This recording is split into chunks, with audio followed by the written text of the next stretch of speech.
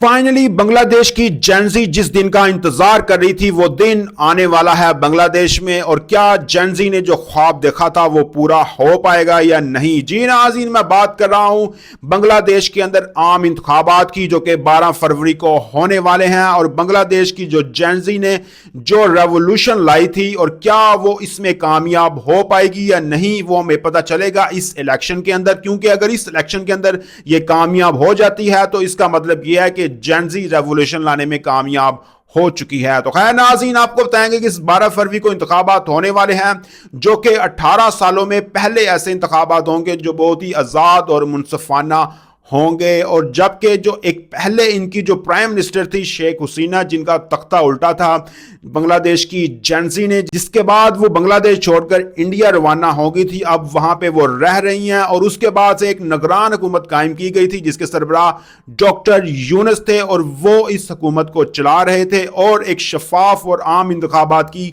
तैयारी चल रही थी, और जिसका इंतजार जो है वो खत्म होने वाला है सिर्फ कुछ दिनों तक। और 12 फरवरी को ये आम इंतखाबात होंगे। और इसमें इंटरेस्टिंग चीजें ये है कि जो जेनजी रेवोल्यूशन लाई थी, उन्होंने एक न्यू पार्टी बनाई थी जिसका नाम नेशनल सिटीजन पार्टी था, एनसीपी। और एनसीपी जो है बेसिकली वो अब इन इंतखाबात के अंदर लड़ेगी। और अगर एनसीपी कामयाब हो जाती है तो इससे पता चलता है कि जो बांग्लादेश की जेनजी थी उसने बहुत बड़ी कामयाबी हासिल कर ली है। लेकिन एक करंट सर्वे के मुताबिक जो नौजवान हैं वो बहुत ही ज्यादा अभी मायूस हैं, क्योंकि जो पुरानी सियासी जमातें हैं वो अभी भी ज्यादा मजबूत हैं और ज्यादा असर रसूख वाली हैं। जो कि अब ये एनसीपी जो पार्टी है इसकी मकबूलियत जो है वो सिर्फ 6% है। और इस 6% के साथ वो कैसे इलेक्शन जीत पाएंगे और कैसे मुल्क में इनकलाब ला पाएंगे। लेकिन आपको इसमें इंटरेस्टिंग चीजें बताएंगे, इस इंतखाबात में बहुत सारी चेंजिंग्स भी की गई हैं। लाइक एक नो वोट का ऑप्शन जो है वो भी आया है, यानी बैलेट पेपर के ऊपर नो वोट का ऑप्शन लिखा होगा। मतलब अगर कोई शख्स किसी भी पार्टी को, किसी भी शख्स को वोट नहीं देना चाहता तो वो नो वोट का ऑप्शन चूज भी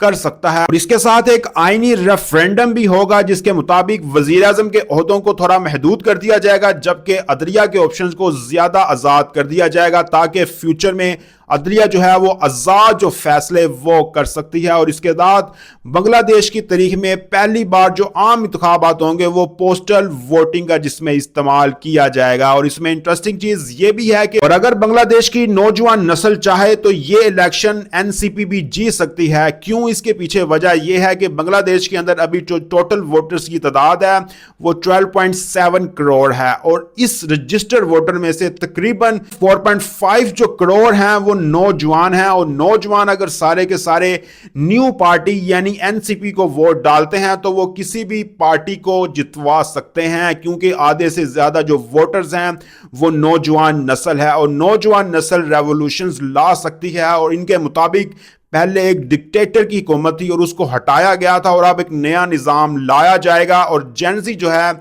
इससे भी परेशान है कि जो पुरानी सियासी जमातें हैं वो अभी भी इनसे ज़्यादा मजबूत हैं। अगर पुरानी जमातें जीत जाती हैं तो फिर कोई इनकलाब वगैरह कुछ नहीं आएगा, फिर दोबारा से वही हुकूमत जो है उस तरह की एक और हुकूमत आएगी और वही अपना काम शुरू कर देगी। लेकिन अगर जेनजी जीत जाती है तो हो सकता है बांग्लादेश के अंदर ऐसे ऐसे इनकलाबात आए जो हमने पहले कभी ना देखे होंगे। तो खैर नाज़रीन, आप किस पर क्या राय है? क्या जो बांग्लादेश की जो न्यू पार्टी है सिटीजन पार्टी, जो कि जेनजी की जानिब से बनाई गई है, क्या वो इस इलेक्शन में जीत पाएगी या नहीं? लास्ट वीक में सेक्शन में बताएं। बहुत शुक्रिया।